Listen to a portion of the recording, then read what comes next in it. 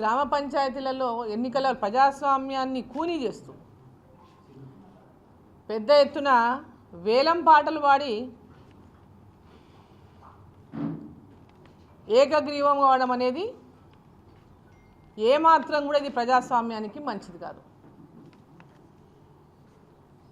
ఆ ఊర్లో ఒకరు సర్పంచ్గా ఎన్నిక కావాలంటే ఎవరు ఎక్కువ డబ్బులు ఇవ్వడానికి ముందుకు వస్తే వాళ్ళని నలుగురు కూర్చొని పెద్ద మనుషుల్లాగా గ్రామంలో ఏర్పడి నలుగురు కలిసి వాళ్ళే డిసైడ్ చేసి ఇగో నువ్వు గ్రామానికి గిది చేస్తా గది చేస్తా గది చేస్తా గిది చేస్తా అని చెప్పి ఈరోజు దాదాపు ₹1 కోటి ఇంకా ఎక్కువ వరకు కూడా అనేక చోట్ల వేలం పాటలు పాడి సర్పంచులను ఏకగ్రీవం చేసుకుంటున్నట్టు మనం ఈరోజు మీడియాలో పెద్ద ఎత్తున వస్తూ ఉంది. ఇది ప్రజాస్వామ్యానికి ఏమాత్రం కూడా మంచిది కాదు. ప్రజలకు వారి ఓటు హక్కును వినియోగించుకునేటువంటి అవకాశం ఖచ్చితంగా ప్రతి గ్రామ పంచాయతీలో కల్పించాల్సినటువంటి అవసరం ఉన్నది. ఇటువంటి పరిస్థితుల్లో ఈ రాష్ట్ర ప్రభుత్వం ₹1 2 సంవత్సరాల్లో గ్రామ పంచాయతీలకు రాష్ట్ర ప్రభుత్వం ద్వారా ₹1 రాలేదు. కేంద్ర ప్రభుత్వ నిధులు తప్పితే రాష్ట్ర ప్రభుత్వం ద్వారా ₹1 వచ్చినటువంటి దాఖలా లేదు. గతంలో బీఆర్ఎస్ ప్రభుత్వం ఉన్నప్పుడు కూడా అనేక పనులు మీరు చేయండి అని చెప్పి చేపించి ఈరోజు గ్రామ పంచాయతీ బిల్డింగ్లు కట్టినట్టు వాళ్ళకు కూడా సర్పంచులు మేము మంచిగా కట్టాలని భవనాలు కట్టినటువంటి సర్పంచులు ఈరోజు అప్పుల పాలై నెత్తినోరు మొత్తుకునేటటువంటి పరిస్థితిని చూస్తున్నాం. మేము ఎవరికి చెప్పుకోవాలి, మా బిల్లులు ఎవరు ఇస్తారు, మేము బ్రహ్మాండంగా ఉండాలని మేము గ్రామ పంచాయతీ కట్టించినాము, మేము ఇస్తాం బిల్లులు అంటే కట్టించినాం, ఈరోజు బిల్లులు ఇస్తలేరు, మమ్మల్ని ఎవరు అడుగుతలేరు, మా పరిస్థితి ఏదని మాట్లాడుతున్నాం. మరి ఇటువంటి పరిస్థితుల్లో అన్నన్ని లక్షలు పెట్టి వాళ్ళు పాటలు పాడుతున్నారంటే రేపొద్దున ఆ గ్రామ పంచాయతీలో వీళ్ళు పనిచేస్తారా, పెట్టిన పెట్టుబడిని వసూలు చేయని ఇంకా ఏం చేయాలనేటటువంటి విధంగా కూడా ఆలోచన చేస్తారా?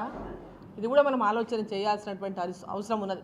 రాష్ట్ర ప్రభుత్వం ఇమ్మీడియట్గా నేను మాట్లాడిన కొన్ని అధికారులతో ఎవరైనా కంప్లైంట్ ఇస్తే కంప్లైంట్ కాదు సుమోటోగా తీసుకోవాలి. ఊరంతా చెప్తుంది అంటే అధికారులు పోతే చెప్తలేరు. ఎందుకు చెప్తారంటే భయం. అధికారులకు చెప్పడానికి ఆ ఊళ్ళో వాళ్ళు భయం పెడుతున్నారు. భయంతో ఆ ఊర్లలో భయం పెట్టడం వల్ల వాళ్ళు ముందుకు వస్తే చెప్పని ఇక నిజమే వేలం పాట వాడిండ్రు, ఇన్ని డబ్బులు ఇచ్చిండ్రు. మనకు తెలియదా ఊళ్ళలో వేలం పాట వాడిందని? పోలీసు వాళ్ళకి తెలియదా? రెవెన్యూ వాళ్ళకి తెలియదా? పంచాయత్ సెక్రటరీలే తెలియదా? రెవెన్యూ అధికారులు తెలియదా? అందరికీ తెలుసు. కాగితం రిటర్న్ కాగితం కావాలా? పత్రికలలో వచ్చినాయి కదా వార్తలు. దాన్ని సుమోటోగా ఎందుకు స్వీకరించడం లేదు? దాంట్లో వాస్తవాలే ఉన్నాయి, ఊరికనే రాదు కదా. నిప్పులేం చేసేగా వస్తుందా? ఈరోజు ముఖ్యమంత్రి గారు అంటారు అభివృద్ధిని చూసి ఓటేయండి. ఎస్, మేము కూడా అదే మాట చెప్తున్నాం, అభివృద్ధిని చూసి ఓటేయండి. గ్రామ పంచాయతీలో అభివృద్ధి మొత్తం కూడా ఈరోజు జరుగుతున్నది అంటే కేంద్ర ప్రభుత్వం నరేంద్ర మోదీ గారి ప్రభుత్వం ద్వారా వస్తున్న నిధుల ద్వారానే ఈ రాష్ట్రంలో గ్రామ పంచాయతీలో అభివృద్ధి జరుగుతున్నది. ఇది ఘంటాపదంగా మాజీ సర్పంచ్ మొన్నటిదాకా సర్పంచ్గా ఉన్న వాళ్ళు కూడా గుండె మీద చేసుకొని ప్రతి ఒక్కరు ఇదే మాట చెప్తారు. గ్రామ పంచాయతీల నిధులు మొత్తం కూడా కేంద్ర ప్రభుత్వానివే. డైరెక్ట్గా గ్రామ పంచాయతీలోకి నిధులు సర్పంచ్లకు అధికారాలు ఇచ్చి నిధులు వేసింది కూడా కేంద్ర ప్రభుత్వమే. మరి ఈరోజు అభివృద్ధిని చూసి ఓటేయమని చెప్తున్నారు, ఈరోజు డబ్బులు ఖర్చు పెట్టొద్దని చెప్తున్నారు ముఖ్యమంత్రి గారు. వాళ్ళ వాళ్ళే వేలు లక్షలు పాటలు పాడుతున్నారు. మరి ఈరోజు అట్లా పాటలు పాడి ఎక్కడెక్కడైతే వేలం పాటలు పాడినటువంటి వాళ్ళు వేలం పాటలో ఎక్కడైతే పాడి 60 లక్షలు 90 లక్షలు ₹1 కోటి 80 లక్షలు ఇట్లా పాటలు పాడి గ్రామాల్లో గ్రామ పంచాయతీలకు ఎక్కడైతే ఎన్నికలు జరగకుండా యునానిమస్గా అయినటువంటి వాటి మీద నిజాయితీగా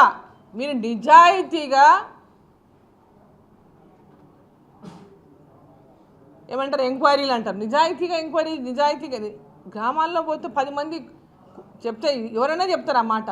మాకెవరు రిటర్న్ కంప్లైంట్ ఇవ్వలేదనేటటువంటి మాట వాస్తవం కాదు. ఖచ్చితంగా దాంట్లో ఉన్నటువంటి వాటి మీద యాక్షన్ తీసుకోండి. ప్రజాస్వామ్యంలో గ్రామ పంచాయతీలకు ఎన్నికలు జరగకుండా ఒక గ్రామ పంచాయతీ సర్పంచ్ని ఎన్నుకోవడం అనేది అక్కడ ఉన్నటువంటి ఓటర్లనందరినీ అవమానించడమే. వాళ్ళ గ్రామ ప్రజలందరూ కూర్చొని మాట్లాడుకొని డెవలప్మెంట్ కోసం ఇగో చేసిండ్రు, ఇగో రేపు ఇది చేస్తారు అనేటటువంటి విధేయం ఉంటే మీరు డబ్బు లేకుండా గ్రామ ప్రజలు ఏకమై డెవలప్మెంట్ డబ్బు ఖర్చు కావద్దు, వృధా కావద్దు అని వాళ్ళు ఎన్నుకుంటే డెఫినెట్గా మనం హర్షించాలి ఆ విషయాలలో. కానీ వేలం పాటలు పాడి లక్షల రూపాయలు కోట్ల రూపాయలు గుమ్మరిచ్చి మేము సర్పంచ్లం అవుతామంటే అది ఏమాత్రం కూడా సమంజసం కాదు. అభివృద్ధిని చూసి ఓటేయాలంటే అది ఖచ్చితంగా గ్రామ సర్పంచులుగా ఎన్నికయ్యేటటువంటి ప్రతి ఒక్కరు కూడా రేపు మీరు గ్రామాల్లో సర్పంచులుగా ఎన్నికై పనిచేయాలంటే కేంద్ర ప్రభుత్వ నిధులతోనే మీ గ్రామ పంచాయతీలో మీరు అభివృద్ధి చేస్తున్న విషయాన్ని మీరు అందరికీ తెలుసు. మీకు తెలియని ఎవరు అందరికీ తెలుసు. ముఖ్యమంత్రి గారు వచ్చిండ్రు, జిల్లాలలో తిరుగుతున్నారు, హడావిడిగా తిరుగుతున్నారు. రేపు ఆదివారానికి ఎల్లుండి, రేపు కాక ఎల్లుండికి వాళ్ళ అధికారంలోకి వచ్చి 2 ఏళ్ళు పూర్తవుతుంది. ప్రజాపాలన, ఆ పాలన, ఈ పాలన, సంబరాలు అని చెప్తున్నారు. ఇది ప్రజాపాలన కాదు, ఇది సంబరాలు కాదు. ప్రజలు బాగా అంటే ప్రజలను అంత బాగా ఎవరు మోసం చేయలేదు అని వీళ్ళు సంబరాలు చేసుకుంటున్నారు. కాంగ్రెస్ పార్టీ నాయకులు మేము చేసినంత గొప్ప మోసం ఎవరు చేయలేదని వాళ్ళు సంబరాలు చేసుకోవాలి తప్ప ప్రజలెవరు సంబరాలు చేసుకుంటలేరు. 2 ఏళ్ల లోపల ఈ రాష్ట్ర ప్రభుత్వం వాళ్ళు ఇచ్చినటువంటి హామీలన్నీ ఇప్పటిదాకా నెరవేర్చలేదు అంటే ఇది అట్టర్గా ఫెయిల్ అయినటువంటి ప్రభుత్వం. 2000 పెన్షన్ 4000 చేస్తామన్న 2 ఏళ్ళు అయిపోయింది. సోనియమ్మ పుట్టినరోజు డిసెంబర్ 9 నాడు అధికారంలోకి వచ్చిన వెంబడే 4000 రూపాయల పెన్షన్ చేస్తామన్న 2 సంవత్సరాలు అయిపోయింది. మరి ఒక్కొక్కరికి 4000 చొప్పున లెక్క కట్టి ఇస్తారా ఈ చెట్నాడు వీళ్ళు? ఇప్పుడే వేయలేని పరిస్థితి ఉంటే వీళ్ళకి అంతే ఏంటంటే మళ్ళీ ఓట్ల ముందల, ఎందుకంటే కేసీఆర్ అట్లే చేస్తాడు, ఓట్లు వచ్చినప్పుడు డబ్బులు వేసి ఓట్లు వేయించుకునేటోడు. ప్రభుత్వ ఖజానా ఖాళీ చేసి ఓట్ల ముందు ప్రజల ప్రజల యొక్క ఆకాంక్షలను ప్రభుత్వం యొక్క డబ్బుతో పథకాల పేరు మీద ఓట్లు కొనుగోలు చేసేటోడు. ఇప్పుడు కూడా ఇప్పుడున్నటువంటి ప్రభుత్వం, కాంగ్రెస్ ప్రభుత్వం కూడా అదే దారిలో ఉన్నది. ఇక హిందువుల మీద కూడా, దేవతల మీద కూడా మాట్లాడడానికి మొదలుపెట్టేసిండు రేవంత్ రెడ్డి గారు. మరి హిందూ దేవతలను కూడా అవమానించని ఇంకా నేర్చుకున్నాడు. హిందూ దేవతలను అవమానించిన వాళ్ళు ఎవరు ముందు పడలేదు. హిందూ దేవతలను అవమానిస్తే దానికి తగినటువంటి శిక్ష తప్పకుండా ఆ అవమానించినటువంటి రేవంత్ రెడ్డి గారు అనుభవిస్తారు. ఇంకెవరు అవమానించినా దాన్ని తప్పకుండా దాని శిక్ష అనుభవిస్తారు. ప్రతి చోట ఎలక్షన్లు అప్పుడు పోయినావు, దేవుళ్ళ పేర్లు పెట్టి మొక్కినావు, దేవుళ్ళ మీద ఒట్లేసినావు. ఏడికి పోతే అడిగి పోయి నన్ను నమ్మండి అని చెప్పి దేవుళ్ళ మీద ఒట్లేసి ప్రమాణాలు చేసి హామీలు ఇచ్చిండు. 6 గ్యారెంటీలు. మీరు 6 గ్యారెంటీలు ప్రజలు నమ్మడానికి అన్ని దేవుళ్ళ మీద ఒట్టేసిండు.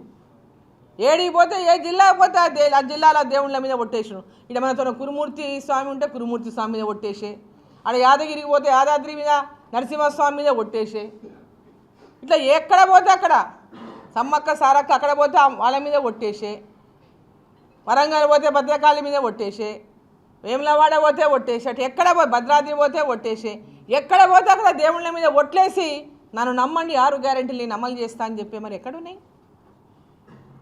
మరి ఈరోజు అదే దేవతలను, హిందూ దేవుళ్లను, దేవతలను అవమానించే విధంగా మాట్లాడుతున్నారంటే మీకు అహంకారంతో వచ్చినటువంటి మాటలా ఇవి? పదవాహంకారం చూసుకొని వచ్చినటువంటి మాటలా? ధనహంకారాన్ని చూసుకొని వచ్చినటువంటి మాటలా? మీ పవర్ని చూపిస్తూ మాట్లాడుతున్నటువంటి మాటలా? ఇట్లాంటి తిట్టిన వాళ్ళంతా కాలగర్భంలో కలిసిపోయినరు.